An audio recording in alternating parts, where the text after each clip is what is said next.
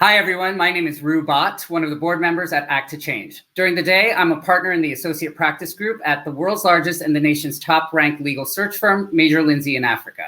By night, I'm a DJ and co-founder of Occupy the Disco, a trio of DJs that produce events in New York and frequently spin at venues all around the country, which we're hoping to get back to soon. In both capacities, a business-oriented mindset was necessary to gain success. With that in mind, I'm really excited about today's panel focusing on entrepreneurship. Each of our panelists today saw a need in the market for something that spoke to them and their Asian identity and leveraged social media, primarily TikTok, to launch those businesses into the stratosphere. So without further ado, joining me today is Tiffany Chen, Nick Cho, Sarah Lee, Christine Chang, and David E. Hey, guys. Hi, everyone. Hi. Thanks so much for joining me. So Tiffany Chen is a food content creator who shares some of the most delicious Asian recipes, and they're super easy to follow. I'm always nervous about cooking, but Tiffy certainly makes it easy and takes the pressure off.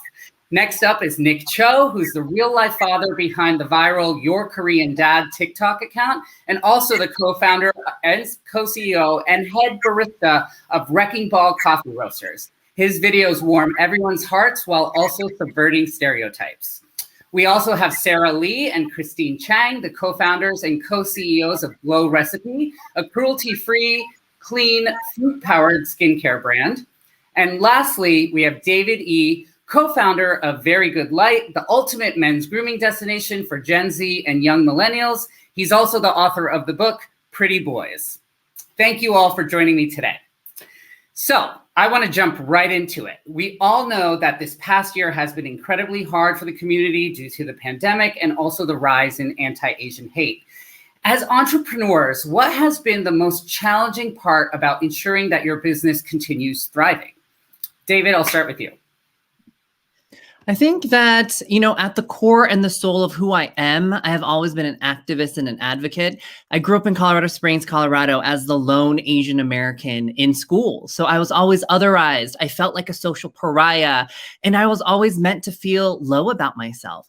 But I took that and I advocated in my school. I started the first International Diversity Council, all about intersectionality and understanding that we all have a voice and that we are all powerful. And I started a first talent show in my school. And I really wanted that talent show to activate people to understand why diversity, equity, and inclusion is the only way through. And that advocacy led me to become a journalist and a founder of a brand and a beauty brand that cares so much about all of us, cares so much about bringing all of us into the conversation and understanding that beauty is in the eye of the beholder, and we're all that beholder. As an Asian American today, an Asian American founder, I really find strength in my younger self. I find strength in the AAPI community, and I feel strength knowing that we're Slaysian. We are here to slay. We are here to be Slaysians all day, and that to me gives me power to know that my ancestors have come before me and that we're in this group together and we will rise together. I love that so much. Thank you. Tiffany, what about you? Yeah, growing up as like a first generation immigrant from Taiwan, I think with my channel, not only am I sharing recipes, I'm sharing even the stories and histories behind it. I think a lot of people, when they say about food blogging, they're like, why is there so much information before the recipe? And that's because every dish is not just about what this tastes like. It's about, my story behind it, my grandma's story behind it, my mom's story behind it. And what got me into cooking in the first place was because I moved actually to a university where there was honestly no Asian food around. And at first I was just making instant noodles, and we all know instant noodles is delicious. However, over time I was missing home, and that's when I started cooking. So I wanted to make sure that my recipe wasn't even like, recipes that even people who aren't able to access a lot of, authentic or traditional ingredients can still make the taste of home.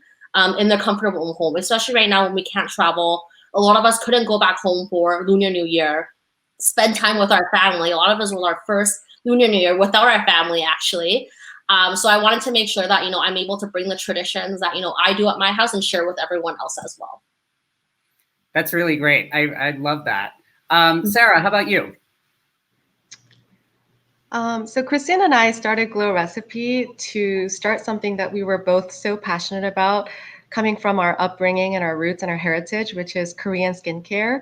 And we wanted to share what we've learned from our mothers and grandmothers growing up. And it's something that we were so passionate about, and we're so grateful that we can actually be true to ourselves, our authentic selves, really kind of bring back our heritage to what we do every single day, which is running our business. And when the news started, showing all these violent crimes against Asians, it was obviously extremely upsetting for us, but also personally. And so we were just really inspired by our other Asian American peers speaking out and using their platforms to shed light on these acts while sharing their personal experiences. So we wanted to do the same. We wanted to talk to our team openly about these issues going on in the world while leveraging our platform. I think the great thing about having a platform is that you're able to speak out about these issues transparently and openly with your community. Even though it's not just about beauty products, right? Sometimes we don't always want to see things on social media about products, especially when these things are happening in the world and it's just top of mind for everybody. So we kind of really tuned into what everyone was thinking about, checked in on each other, but we're also partnering with Act to Change, and we're really honored to sponsor the 3rd annual Asian American and Pacific Islander Day Against Bullying and Hate in May this month.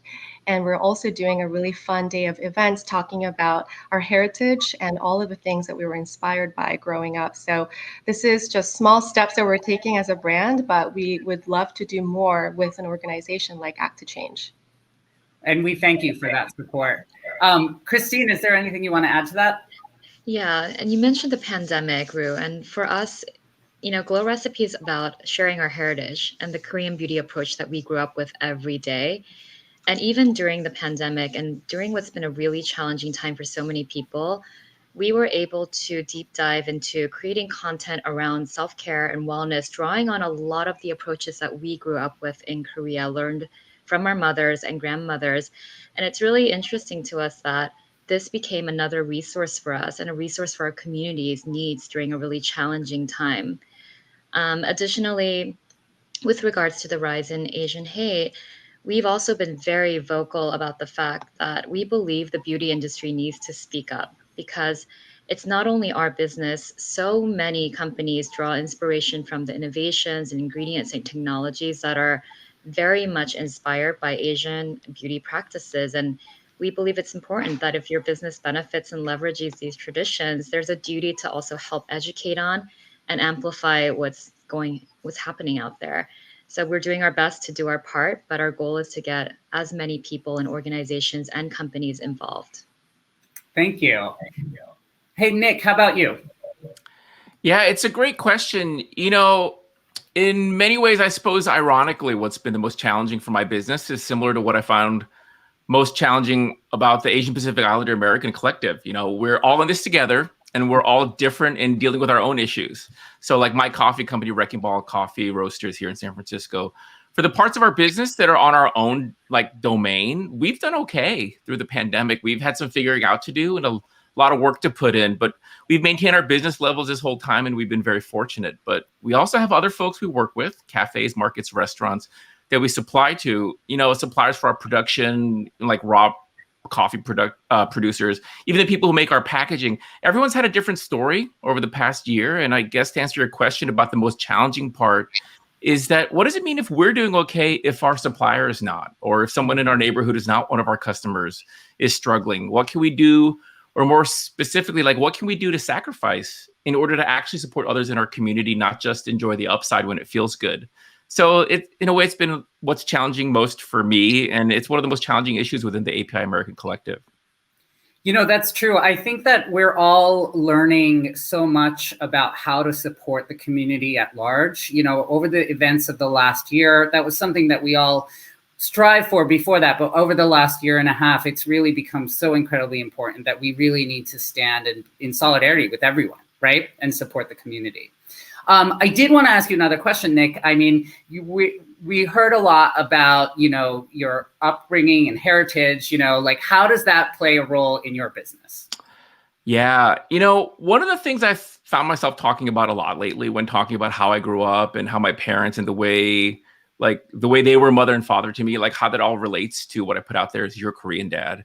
And the thing is, so much of the Asian American experience for so many, not everyone, but the majority, I think, of API Americans is about the immigrant experience, right? It's about being an immigrant or a child of immigrants, many times being sort of caught between the two as an immigrant who came as an older child or young adult.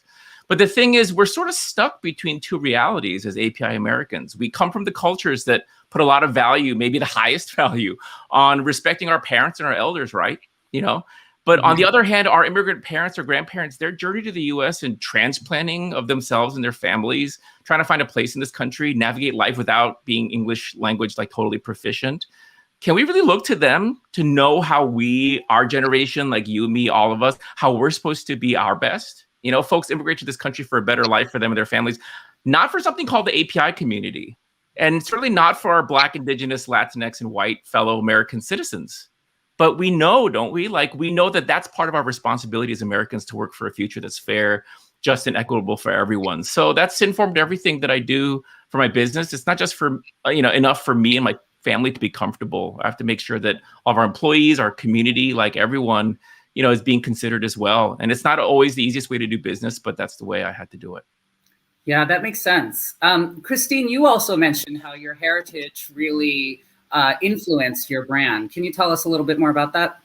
Yeah, so we are incredibly lucky in that our business is based on this heritage of having grown up in Korea, learning this approach to skincare and beauty being a true self-care experience, and also being bicultural. So bridging these cultures and having a platform here to share this philosophy with our global community. And in a way, I felt like it was meant to be. I grew up in Louisiana, in a small town, at a time where people were very often not familiar with Korea, much less being interested in and wanting to learn more about it. But to converge on a time where there was a burgeoning interest in Korean beauty practices, and Sarah and I both happening to have this experience of having worked in both Korea and US beauty industries, we've in a way felt compelled to be part of this. So we initially started as a K-beauty marketplace, and at the time it was really important for us to show the different innovations and technologies that were making Korea the epicenter of modern skincare innovation, and provide a lot of education around skincare tips and routines beyond product. And when this evolved to our in-house brand, Glow Recipe Skincare, which is the fruit-forward line that you see at Sephora today, starting this was also, again, meaningful for us because it all started with the watermelon mask, which was our first product. And this was inspired by our grandmothers rubbing watermelon rinds on the skin in the hot summer months in Korea to soothe heat rash and irritation. And in this way, each and every product since has a specific K-beauty inspiration, whether it's a nod to an ingredient or a texture or a certain experience. And being able to continue to storytell around this heritage for us is really meaningful. David, I'm curious, how did it play out in your brand? I think it's everything, and it has everything to do with feeling included into the conversation. Like I said before, I grew up in a very rural city where there weren't a lot of people like me represented in the media, represented in politics, or represented in the everyday. And so for me, I was very, very proud of my Korean heritage. I knew and understood where I came from. I was unabashed about learning how to speak Korean. I was so proud of my almond eyes, my jet black hair, my golden skin, because I knew that my ancestors fought so hard for me to be a survivor. That's when I understood the power of the written word. I was a journalist in high school. I wrote all about Asian American issues before it was in the mass. I studied about Asian American history and just how we are so essential and integral to the fabric of America. And that led me to move to New York City, where I became a journalist for a decade, fighting for Asian American inclusion and representation. And finally, into a brand like Good Light, which is all about inclusion. It's all about gender inclusivity, all about knowing that you belong and that you are someone who can be in that good light, can have that good light from within. And I never want anyone to feel otherized or as if they are less than, like I did, like a younger David growing up in Colorado Springs, Colorado. I want everyone to know that they have the power within to change not only themselves, but to also change the world.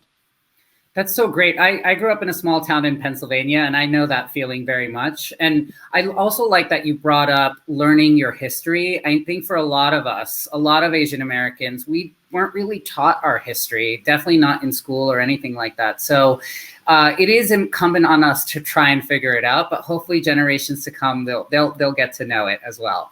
Tiffy, I do want to get to you as well. Obviously, your heritage plays a big role in your business. Yeah, for sure. In Taiwan, actually, the way we say hello is, have you eaten yet? And that's just kind of like what I represent. Everything is about food. All the good memories I had in my life is about food. But in fact, when I first moved to Canada, I think a lot of us probably have been through the same thing. I used to be embarrassed to bring my lunch to school. I was so embarrassed to bring dumplings to school because I was scared what other people would think, what they would smell, like what they would think about the smell. And obviously right now, because we're so lucky that all of our food is in the mainstream media. However, you know how to say, I hope you love us or love us as much as you love our food. I think we actually have to take a few steps back. I think people need to learn even the histories and stories behind each dishes. I think it's really important that we don't just categorize everything as Asian noodle soup, Asian fried rice. Everything not is just Asian. I think there's, you know, names to go with it. There's different stories to go with every different dish. I think something that I saw really common in the food space before I became a food creator was I know a lot of people were mixing a bunch of our culture into one big dish and calling it just Asian noodle soup. They had like lime on top of Taiwanese beef noodle soup. They used gochujang instead of like, you know, bean paste. And then even myself, when I became a creator, a lot of people used my recipes, recreated it, but used a bunch of different condiments and obviously use whatever is available to you. But when you call it Taiwanese beef noodle soup, but you're using different ingredients and different identities of different culture into one dish, I think that's when you don't really understand, you know, the story behind it. And I think that's the thing is that not just I hope you love us as much as you love our food. I hope you learn to understand our food, take a step back, understand why we use each ingredient for each recipe and the story behind it. And I think that's just really important. I think that's just what my brand is more about. I did a whole Korean drama series where I made a lot of recipes for my favorite Korean dramas. And I'm not Korean myself, but I made sure that I went to support a lot of small local businesses in my area. I met with my friends to make sure that I was using the correct ingredients, understand the reasoning why behind they use these ingredients and the story behind it. And I think that's just so important. And I hope to do that. Like right now I'm on Cooking Mama series where we're making a lot of Japanese food. Next month, I'm going to do a whole night market series. And I think that's just hopefully by educating people just beyond like the food itself, but the stories behind it. I love that. I do want to get to our last question. Sarah, I'll start with you. If you wanted to give advice to a young AAPI youth, you know, who has an idea and wants to turn it into a business, and maybe it comes from their heritage or not, like what advice would you give our young viewers that are watching today? Yeah, I love this question. I'm really personally very passionate about mentoring as well. And this is something that I always say to anyone that just aspires to be an entrepreneur is to dream big. And it's what we hear all the time, but I think there are steps to get to your dream, right? Create your vision board. I think it's actually really important that you write out what you want to achieve. And also think about what you're good at and what you truly enjoy doing, what you're passionate about, and find that balance, right? And if you find that middle ground where you know that you can really leverage your talent as well as enjoy that process, then I think you have a sweet spot. So start there and dream big and take steps to get closer to your goal. Yeah, I think the cool thing is you can also use social media now to achieve those dreams, right? Which is something exactly. You don't need big ad budgets anymore. Yeah, I think that's really rad. Nick, I'm going to ask you the same question. Any advice for our youth? Yeah, any advice? You know, I've been running coffee businesses for 20 years. I guess like my biggest piece of advice is sort of a little bit practical, which is, you know, starting your own business, it can be really great. I've been so inspired by so many young people who've done just that. But my advice is this: when you start your own business, you wear multiple hats, right? You work multiple jobs like manager, bookkeeper, janitor, HR department, like stuff like that. So for each of these job roles, like periodically, I think you should ask yourself, like, would you hire yourself for that job? Because for some things, the answer will be yes. And for some, it's going to be no. And the thing is, when you choose your own, like when you run your own business, you don't always get to choose like which jobs you do, at least like not when you're starting out. But it's important to take note, like, do your best with the jobs you're not well suited for, but make good choices accordingly, right? So get outside help for what you need. Oh my God, getting help is a whole different issue, right? But you should really delegate or get support for those jobs you're not actually good at. Otherwise, your whole business can actually come crumbling down because you were in denial about what you can handle or not handle. Trust me. Yeah, that's true. Sometimes we feel like we can just do everything, and that's definitely not the case. David, I'm going to ask you the same question. Any advice for our youth? Yeah, I would say that start with what you're passionate about, then do what you're good at. And then I would challenge you to find that greater good. What are you doing? What are you passionate about? And how are you going to help others? What are you going to do to really propel culture forward? I say that all the time, but once you align with what you're good at, with your passion about, with that higher calling and purpose, you'll be unstoppable. No one will be able to stop you. No one will be able to get in your tracks.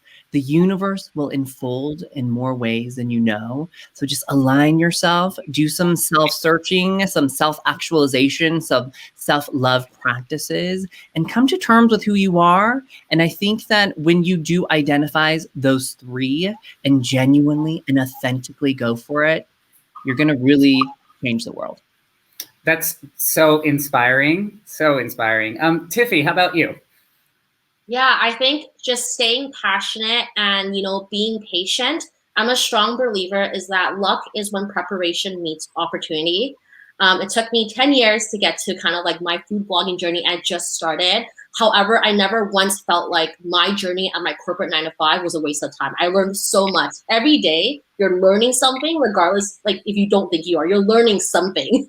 And I think it's just, stay passionate, be patient, your time will come, and don't ever feel the need to rush anything. I know right now, especially right now, everyone's so excited for so many different opportunities, but don't feel the need that, you're not at the right pace. It's a marathon, it's not a race. Take your time and just believe in yourself.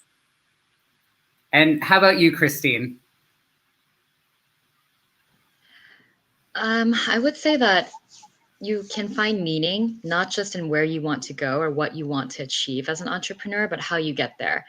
And building a business will really give you a platform to do things that have deeper meaning to you and to make differences in surprising ways. So for example, at Glow, we've really been able to take strides in skin positivity and neutrality and conversations around that, and inclusion to include all types of skin tones and types and even textures without retouching on our social media, and opening up the discussion around this. And we have found this incredibly, incredibly rewarding because our community has responded in such a tremendous way. And I think it's become just as big a part of our business as or our company mission as, amazing products or educating around self-care. Thank you so much. And I want to give a big thank you to our entire panel today. I mean, it has been such a pleasure moderating this panel. You are paving the way for AAPI entrepreneurs and highlighting that with grit, thoughtfulness, and leaps of faith, really anything is possible. I really hope everyone watching today, you truly follow all these people on TikTok. There's so much good stuff that's out there. And thank you again. Thank you so much. Thank you. Thank you.